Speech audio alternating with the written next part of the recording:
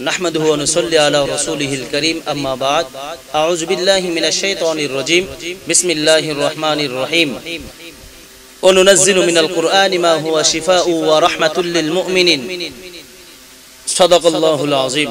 সম্মানিত উপস্থিতি, আপনাদেরকে আজকে এমন একটা আমলের কথা বর্ণনা করব যে আমল কেউ যদি করতে পারেন, যাদের ভালো ঘুম হয় না, ঘুমের মধ্যে বারবার শুধু ডিস্টার্ব হয়, ঘুমের মধ্যে ভয়ঙ্কর স্বপ্ন দেখেন, ঘুমের মধ্যে ভয়ঙ্কর আবিজাবি এটা সেটা দেখেন, যার দরুন ঘুমের মধ্যে আপনার দুশ্চিন্তা হয়, যার দরুন আপনার ঘুম ভেঙে যায়, বারবার ঘুম ভেঙে যায়, ঘুম হয় না। এই জন্য অনেক মানুষ অনেক অসুস্থ হয়ে পড়ে, কারণ ঘুম হচ্ছে আল্লাহ তাআলার একটা নিয়ামত। কারো যদি সঠিক ঘুম না আসে, রাত্রের বেলা যদি কেউ সঠিকভাবে ঘুমাইতে না পারে, তাহলে তার শরীর ক্লান্ত হয়, তার শরীরের মধ্যে বিভিন্ন রোগে জর্জরিত হয়। এই জন্য ঘুম হলো আল্লাহ তাআলার পক্ষ থেকে একটা বড় নিয়ামত। যাদের পরিপূর্ণ ঘুম হয়, যাদের ভালো ঘুম হয়, তারা বুঝে যে আসলে শরীরটা কত, তার কন্ডিশন ভালো থাকে। এই জন্য যাদের ঘুম না হয়, এরকম অনেক সময় দুঃস্বপ্ন দেখে, বিভিন্ন প্রকারের দুঃস্বপ্ন দেখে, আবার অনেক সময় দুশ্চিন্তা করে, অনেক সময় এমনিতেই ঘুম হয় না, তার মাথার মধ্যে বিভিন্ন রকমের পেরেশানি, টেনশন, দুনিয়াবি টেনশন, আখিরাতের টেনশন, চিন্তা চেতনা নিয়ে সে যখন ঘুমাইতে যায়, ভালো ঘুম হয় না। আজকে আমি আপনাদেরকে এমন একটা আমলের কথা বলবো, কেউ যদি পবিত্র কুরআনুল কারীমের এই আয়াতে কারিমা প্রত্যেক দিন ঘুমের আগে আপনি যদি কয়েকবার এই আয়াতে কারিমাগুলো সুন্দর করে পড়ে, আপনি যখন আপনার শরীরের মধ্যে একটা ফু দিয়ে শুয়ে থাকবেন, ঘুমাইবেন, তখন দেখবেন যে আপনার সুন্দর এরকম ভাবে আপনি যদি নিয়মিত এই আয়াতে কারিমার একটা অভ্যাস করতে পারেন, এই আয়াতে কারিমার তেলাওয়াতে যদি একটা সুন্দর অভ্যাস আপনার মধ্যে পয়দা হয়ে যায়, তাহলে দেখবেন যে আপনার মধ্যে সুন্দর ঘুম হয়, আপনার মধ্যে ভালো ঘুম হবে, আপনি সুখে নিদ্রায় যাবেন, আপনার ঘুমের মধ্যে কোনো ডিস্টার্ব হবে না, কোন শয়তান, কোন জিন, কোন বদ অভ্যাস আপনাকে ঘুম থেকে বারণ করতে পারবে না। আল্লাহ পাক রব্বুল আলামিন আপনাকে সুন্দর ঘুমের ব্যবস্থা করে দেবেন। এই জন্য আমরা সদা সর্বদা ঘুমানোর আগে এই আয়াতে কারিমাগুলো পাঠ করব।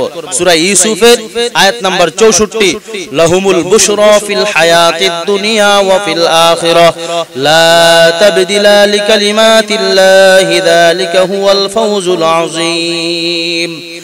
لهم البشرى في الحياة الدنيا وفي الآخرة لا تبديل لكلمات الله ذلك هو الفوز العظيم। এই আয়াতে কারিমাটা আপনি বারবার পড়বেন, যতক্ষণ সজাগ থাকবেন ততক্ষণ আপনি এই আয়াতে কারিমা পাঠ করবেন। আয়াতে কারিমা পাঠ করতে করতে আপনি ঘুমায়া যাইবেন, তখন দেখবেন যে আপনার সুন্দর ঘুম হয়েছে, আপনার আরামের ঘুম হয়েছে, আপনার ব্রেনটা একদম ফ্রেশ থাকবে, আপনার মাইন্ড একদম ফ্রেশ থাকবে।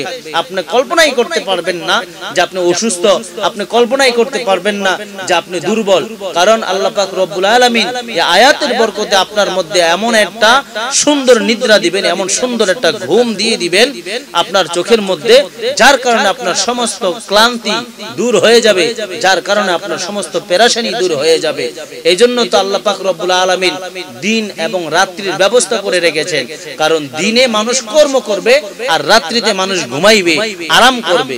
এই জন্য আরাম করবে, সারাদিন কাজ করার পর সে যখন তার শরীরটাকে এরকম ভাবে রাত্রে যখন সে নিদ্রায় যাওয়ার জন্য বিছানার মধ্যে শোয়, তখন তার সুখের নিদ্রা হয়, তখন তার সমস্ত ক্লান্তি দূর হয়ে যায়। এজন্য আল্লাহ দিনকে আল্লাহ তাআলা বানাইলেন মানুষের কর্মের জন্য, আর রাতকে বানাইলেন আল্লাহ তাআলা মানুষকে সুন্দর একটা নিদ্রায় যাওয়ার জন্য। এই জন্য আসলে ভাই, যারা আমরা এই আমলটুকু সঠিকভাবে করতে পারবো, আল্লাহ রাব্বুল আলামিন অবশ্যই আমাদের মধ্যে সুন্দর ঘুমের ব্যবস্থা আল্লাহ তাআলা করে দিবেন। এই জন্য আমরা এই আমলটা করার চেষ্টা করব ইনশাআল্লাহ।